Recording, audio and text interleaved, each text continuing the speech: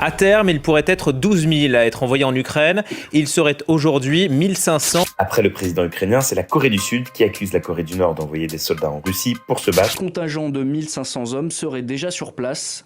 Le président ukrainien Volodymyr Zelensky a réagi.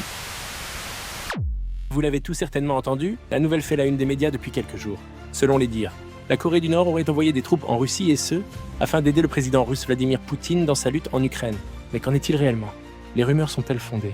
Nous avons analysé les faits et allons vous les présenter afin de juger par vous-même.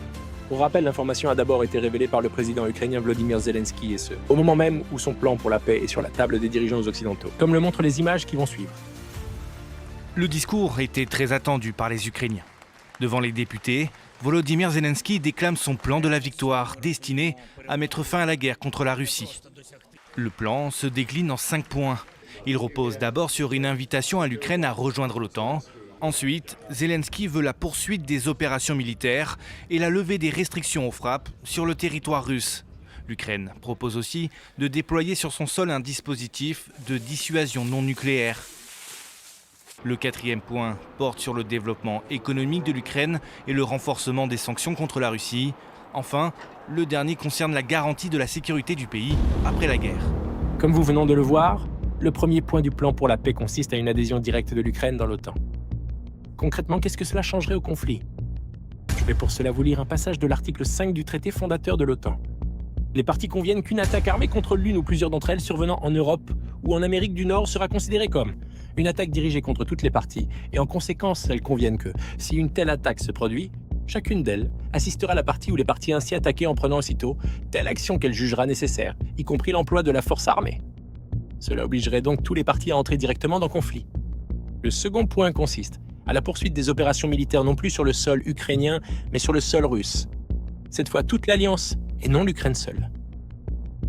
Alors, montée de l'escalade ou manipulation?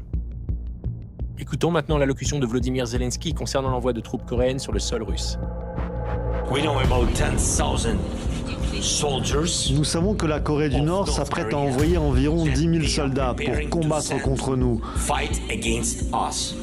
Nous assistons ici à un premier pas dans cette guerre, un premier pas vers une guerre mondiale.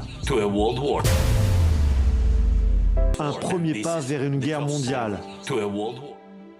Nous assistons à un premier pas vers une guerre mondiale. Les mots du chef président sont forts et nous poussent à réfléchir quant à l'avenir de ce conflit. D'ailleurs, aucun chef d'État des pays membres de l'OTAN n'a utilisé de tels propos jusqu'à aujourd'hui, craignant une confrontation directe avec la Russie. Le choix de sanctions économiques visant à mettre à genoux l'économie de la seconde puissance mondiale a jusqu'ici été privilégié. Cependant, face aux avancées sur le terrain des soldats de Vladimir Poutine, et en constatant les récentes adaptations du budget militaire du pays, force est de constater que leurs effets n'ont pas eu l'effet désiré. Alors assistons-nous à un tournant historique avec l'implication directe des alliés de Kiev. Et par rapport aux accusations concernant l'envoi de troupes nord-coréennes, qu'en est-il des preuves? Analysons ces images sans plus tarder. Pour la première fois, des images montreraient des soldats nord-coréens présents en Russie pour se battre contre l'Ukraine. Et elle publie ces images pour le prouver. Des troupes nord-coréennes aperçues en plein entraînement dans l'est de la Russie. Des images qui marqueraient une escalade inédite dans le conflit en Ukraine si l'information venait à être confirmée. Alors, information fondée ou non, il est trop tôt pour le savoir. Pour l'instant, Kiev affirme ses dires et demande, je cite, « Nous exigeons une réaction immédiate et forte de la communauté euro-atlantique et du monde ». Pour le moment, Moscou, qui reçoit actuellement le 16e sommet des BRICS, n'a pas commenté sur le sujet. Pyongyang a pour sa part qualifié de sans fondement les accusations l'affirmant par ces mots. En ce qui concerne la soi-disant coopération militaire avec la Russie, ma délégation ne ressent pas le besoin de commenter ces rumeurs stéréotypées sans fondement. Pour rappel, Vladimir Poutine et Kim Jong-un ont signé cette année des accords de protection militaire et de sécurité. Nous continuerons d'analyser la situation et nous vous enverrons d'autres vidéos sur le sujet. Afin de rester informé sur tous les sujets géopolitiques, n'oubliez pas de vous abonner pour plus de contenu.